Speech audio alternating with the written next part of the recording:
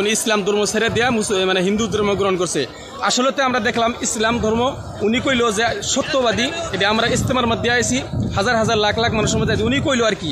কালকে রাতের 2 ঘন্টা উনির সামনে আমি বলছিলাম, বুঝাইছি যে তুমি এগুলো ফিরে আসো, এগুলো যা কইছো সমস্ত কোরআন হাদিসের খিলাফ কথা কইছো সারা উম্মত। আসসালামু আলাইকুম দর্শক, আমি গুনাহগার, আমারে আপনারা সবাই মাফ করে দেবেন। আমি মাঝখানে অজান্তে কিংবা ভুল কইরা আমি বলছিলাম যে আমার বাড়িতে জানি একটা মন্দির হয়ে যায়, তার মানে কিবা আমার ব্রেন্ডে কাম দিছাল না। আসলে তো সত্য করে আমি বুঝিনি কে না বুঝা ভুলবশত আমি একটা অন্যায় করে ফেলাইছি। কিন্তু কথাটা কইছি বিলা যে আমি হিন্দু, আসলে তো বোঝা যায় হিন্দুই, কিন্তু আমি অনুভব করছি যে আমি মুসলমানই আছি। আর আমি সত্য মুসলমান, আমি জানি চিরদিন জানি মুসলমান হয়ে থাকতে পারি।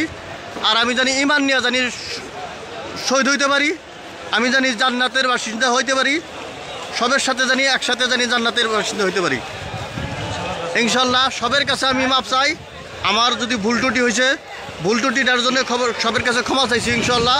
হাত জোর করে সবের পায়ে হাত দিয়ে আমি ক্ষমা চাইছি, আমাদের কোনো মুসলমানের জানি কোনো কষ্ট না হয়।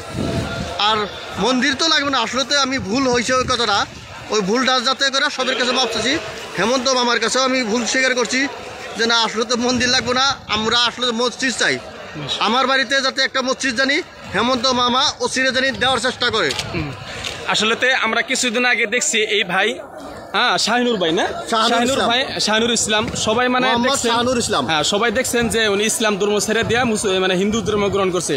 আসলে আমরা দেখলাম ইসলাম ধর্ম উনি কইল যে সত্যবাদী, এটা আমরা ইস্তেমার মধ্যে আইছি, হাজার হাজার লাখ লাখ মানুষের মধ্যে উনি কইল আর কি। কালকে রাতের 2 ঘন্টা উনির সামনে আমি বলছিলাম, বুঝাইছি যে তুমি এগুলো ফিরে আসো, এগুলো যা কইছো সমস্ত কোরআন হাদিসের খিলাফ কথা কইছো সারা উম্মতকে তুমি জানাই দাও, গ্রামের এলাকায় সবাই এলাকায় জানাই দাও। আর সবাই যাতে জানে, এর বেশি বেশি শেয়ার করবেন যে উনি যেগুলো কথা হয়েছিল ভুল স্বীকার করছে, আল্লাহর কাছে তওবা করছে।